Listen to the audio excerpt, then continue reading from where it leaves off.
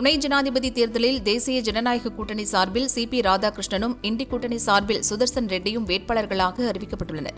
பார்லிமெண்டில் தேஜா கூட்டணிக்கு மெஜாரிட்டி இருப்பதால் சிபி ராதாகிருஷ்ணன் வெற்றி பெறுவது ஏறக்குறைய உறுதிதான்.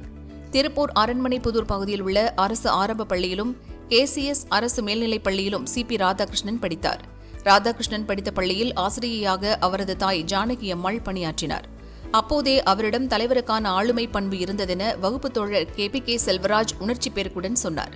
தமிழ்நாட்டிற்கு ஒரு இனிமையான செய்தி கிடைத்திருக்கிறது.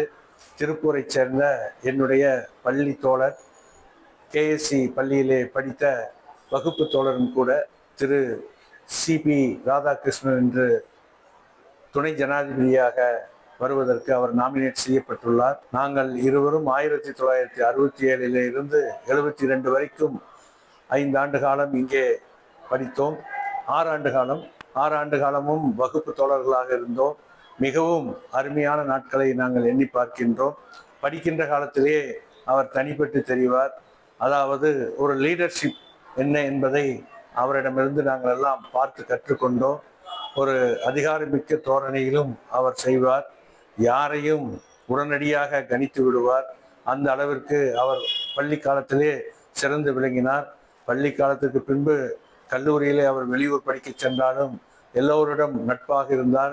இன்று வரை அவர் கவர்னராக 2-3 மாநிலங்களுக்கு கவர்னராகிவிட்டார்.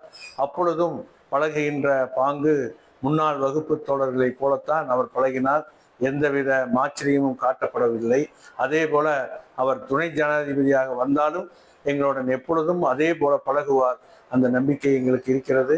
இந்த இந்தியாவிலே பெருமை மிக்க அந்த 2வது குடிமகனாக அவர் திகழ வேண்டும். அதில் நல்ல பெயர் எடுக்க வேண்டும். அடுத்ததாக அவர் முதல் குடிமகனாகவும் வர வேண்டும் என்று எங்களுடைய திருப்பூர் சார்பிலே நான் கேட்டு அவரை வாழ்த்தி விடைபெறுகிறேன். கேசிஎஸ் பள்ளி மாணவர் பேரவைத் தலைவர் தேர்தலில் நின்று வெற்றியும் பெற்றதையும் அவர் நினைவு கூர்ந்தார். தங்களுடன் சேர்ந்து விளையாடியவர் துணை ஜனாதிபதியாவது பெருமைக்குரிய விஷயம் என சிபிஆரின் நண்பர் மோகன் கார்த்திக் கூறினார்.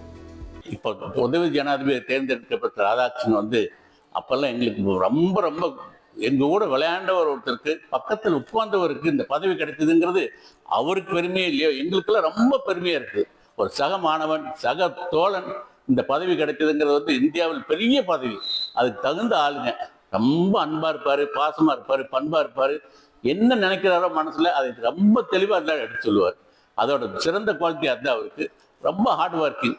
அதுக்கு உண்டான பலன் இறைவன் கொடுத்திருக்கிறான்னு நாங்களாம் நினைக்கிறோம். மன திருப்தியோட அவருக்கு மேன்மேலும் சிறப்பு உண்ண வரணும்னு சொல்லி வாழ்த்துக்கிறேன்.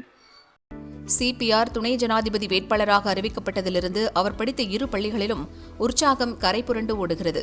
சிபி ராதாகிருஷ்ணனை ரோல் மாடலாக வைத்து வாழ்க்கையில் முன்னேற வேண்டுமென மாணவர்களுக்கு ஆசிரியர்கள் ஊக்கம் கொடுக்க துவங்கியுள்ளனர்.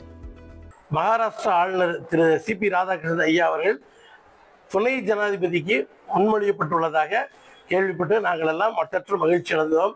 இந்த காலையில் கூட நாங்கள் ஆசிரியர்கள் அதே போல் மாணவர்கிட்ட பகிர்ந்து கொண்டு இது மாதிரி நீங்கள்லாம் ஒரு உயர்ந்த பதவிக்கெல்லாம் நீங்களும் வரணும், நம்ம பள்ளியில் படித்தவர் தான் இந்த அளவுக்கு வந்திருக்காரு அப்படிங்கிறதுல மகிழ்ச்சியை பகிர்ந்து கொண்டோம். அவர் கடந்த 73-74 ஆண்டில் இந்த பள்ளியினுடைய மாணவர் தலைவராக இருந்து தன்னுடைய ஆளுமையை நிரூபித்துள்ளார் என்பதையும் மகிழ்ச்சியுடன் தெரிவித்துக் கொள்கின்றேன். எனது பெயர் தாமரை எஸ் கோவிந்தராஜன். இந்த பள்ளியினுடைய மேலாண்மை குழு உறுப்பினராக இருக்கேன். ஐயா துணை ஜனாதிபதியா ராதாகிருஷ்ணன் ஐயா தேர்ந்தெடுக்கப்பட்டிருக்கிறது. இந்த பள்ளியினுடைய முன்னாள் மாணவருங்கிறதுனால எங்களுக்கு பெரும் மகிழ்ச்சியா இருக்கிறது. வாழ்த்துக்கள்.